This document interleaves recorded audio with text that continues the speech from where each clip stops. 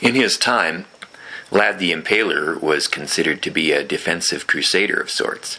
He was a hero of the Pope and several countries in Eastern Europe because he was the only one who would stand up to the invading armies of the Ottoman Turks, who were advancing into Christian Europe from the southeast.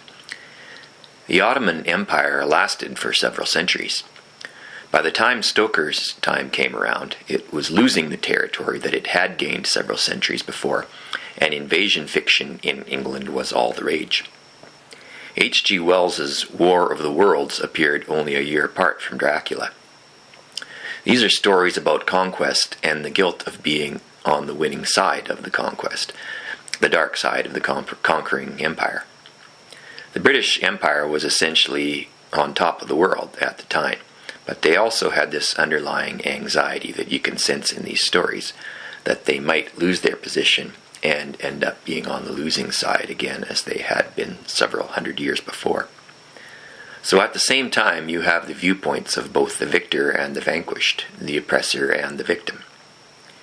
Now you have some of the same hot spots that are in people's minds in Victorian England, when you had the British Empire on top of the world, but worried about losing its position to forces in the Balkans and the Middle East.